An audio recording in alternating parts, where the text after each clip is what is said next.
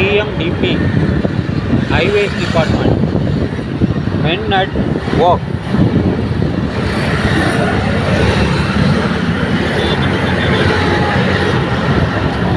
Inconvenience today for better tomorrow.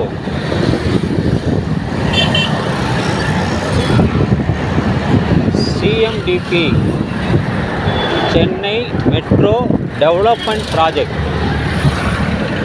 Metro rail தான் இந்த விரிவாக்கம் நடந்துகிட்டு இருந்தது. அது சாலை விரிவாக்கம் என்று நான் கருதினேன்.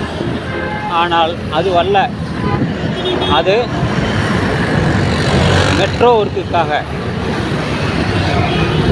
சில இடங்களில் பூமிக்கு கீழே போகிறது.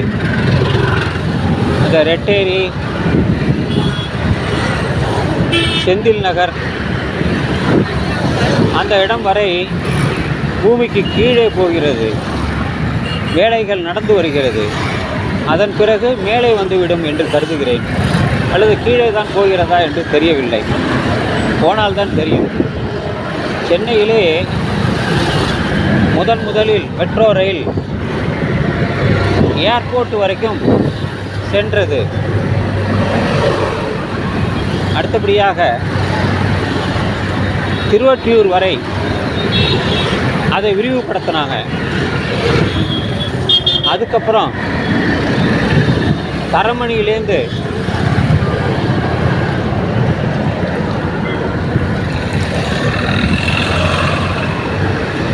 தென் சென்னை பல இடங்களுக்கு அதை விரிவுபடுத்துகிறார்கள்.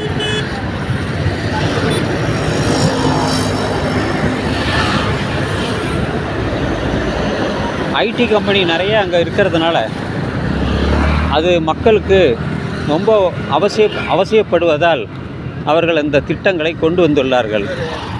அதில் பாதி பணம் ஒன்றிய அரசு, மீதி பாதி தமிழக அரசு. இப்பொழுது மற்றும் ஒரு மெட்ரோ ரயில், அதான் அந்த ரெட்டேரி மாதவரத்திலிருந்து தொடங்கி வருகிறது. அது எல்லாவற்றையும் ஒரு இடத்தில் சேர்த்து விடுவார்கள்.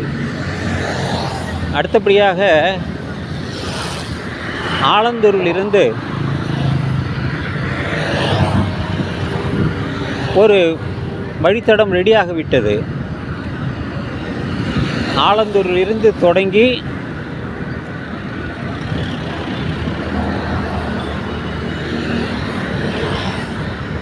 அடுத்தபடியாக வரக்கூடிய இடம்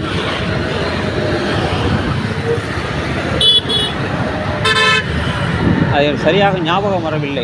அதுவரை அது தொடக்கத்தில் வந்துவிட்டது. அதுபடியாக மேற்கொண்டு வடபழனியிலிருந்து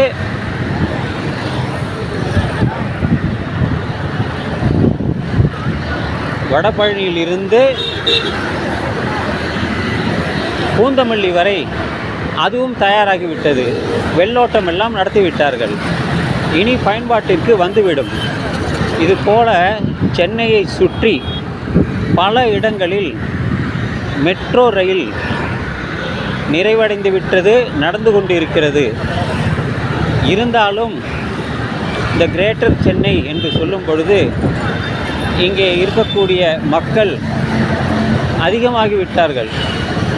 4 கோடி ப்ளஸ் என்றார்கள். இப்பொழுது 5 கோடி இருக்கும்.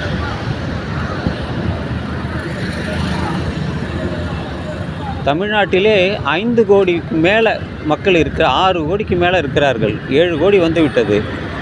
பல இடங்களில் மெட்ரோ வேண்டும் என்று மக்கள் கேட்கிறார்கள். கோவைக்கு கேட்டார்கள், தரவில்லை. வேறு ஒரு இடத்திற்கு கேட்டார்கள், தரவில்லை. ஏனென்றால் ஒன்றிய அரசு அனுமதி தரவில்லை. ஏதோ ஒரு காரணத்தை சொல்லி அவர்கள் அதை நிறுத்திவிட்டார்கள். ஏனென்றால் மக்கள் ஒரே இடத்திலிருந்து வேலைக்கு செல்வதற்கான சாத்தியம் குறைந்துவிட்டது. எல்லாம் பல மாநிலங்களிலிருந்து, பல நகரங்களிலிருந்து சென்னைக்கு வருகிறார்கள். அதனால்தான் நமக்கு வேறு இடத்திற்கு செல்ல வேண்டும் என்றால் ரயில் மூலமாக ரிசர்வேஷன் இல்லாமல் போக முடியாது. 2 மாதத்திற்கு முன்பே நாம் அதை ஏற்பாடு செய்து சென்றால் தான் நாம் போக முடியும், இல்லைன்னா முடியாது. என்றைக்கு வேணுமானாலும் நம்ம இந்த பேருந்து பயணத்தை செய்யலாம். எங்கு சென்றாலும் அதிகமாக வசதியுடன் கூடிய ஸ்லீப்பர் பஸ்ஸு வந்து விட்டது. குறைஞ்சபட்சம் 1000 ரூபாய். திருநெல்வேலி போகணுன்னா 1300, 1500. எல்லா இடத்துக்குமே. கிளாம்பாக்கம் என்ற ஒரு இடம் இருக்கிறது. அந்த இடத்திலிருந்து சுமார் ஒரு 600 வழித்தடங்களுக்கு பேருந்து செல்கிறது. மிகப்பெரிய அது பேருந்து நிலையம். அது கலைஞர் நூற்றாண்டு பேருந்து நிலையம் என்று வைத்துள்ளார்கள். நாம் வண்டலூருக்கு அடுத்தபடியாக செல்ல வேண்டும். சென்னையிலிருந்து சுமார் 35 கிலோமீட்டர் உள்ளே போக வேண்டும். அடிக்கடி சிட்டி பஸ்ஸு போய்கிட்டே இருக்குது. நான் போயிட்டு வந்தேன் ஒரு முறை, சும்மா சுற்றி பார்க்கலான்ட்டு வந்தேன். அவ்வளோ வசதிகள் இருக்கிறது. எனவே சென்னையில் வாழ்பவர்கள் சிரமத்திலும் இருக்கிறார்கள், மகிழ்ச்சியுடன் இருக்கிறார்கள். இதையெல்லாம் நமக்கு ஒரு அடையாள காட்சியாக இருக்கிறது. நான் சென்னை வாசியாக மாறிவிட்டேன். கிராமத்தில் பிறந்து ஒரு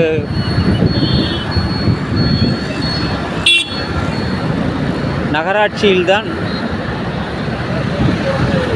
கல்லூரியெல்லாம் முடித்துவிட்டு இப்பொழுது மாநகராட்சியில் நான் வாழ்கிறேன் என்றால் காரணம் கல்வி. எனக்கு வேலை வாய்ப்புகள் தந்தது சென்னை.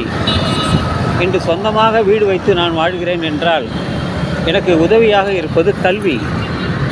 கல்வி இல்லாதவர்கள் சாதாரண வேலைக்கு போகிறார்கள். அன்றாடம் காட்சியாக அப்படித்தான் வாழ்க்கையை நடத்துகிறார்கள். எனவே எப்படி ஒரு சாதாரண ஒரு கிராமம் முனிசிபாலிட்டியாக மாறி ஒரு நகரமாக மாறி மாநகரமாக மாறிவிட்டது என்றால் அதற்கு காரணம் மக்கள் பெருக்கம்தான். அதனால்தான் இன்று நமக்கு எல்லா வசதிகளையும் தமிழக அரசு தருகிறது. ரயில் மூலம் பயணிக்கலாம், பேருந்து மூலம் பயணிக்கலாம், கார் மூலமாகவும் பயணிக்கலாம். நாங்கள் சென்னையிலிருந்து கோயம்புத்தூர் வரை காரிலே பயணம் செய்தோம். இதுபோல் பலர் செய்கிறார்கள். எனவே எல்லாமே நம்முடைய வேலை வாய்ப்புக்கு தான், நமக்காகத்தான் எல்லாமே என்று சொல்லி இந்த இரவு பதிவை நான் நிறைவு செய்கிறேன். வாழ்க தமிழ், வாழ்க தமிழ்நாடு, எல்லோரும் இன்புற்றிருக்க வேண்டும் என்று சொல்லி இந்த இரவு நள்ளிரவாகட்டும் நண்பர்களே. இந்த இடம் தாதங்குப்பம்.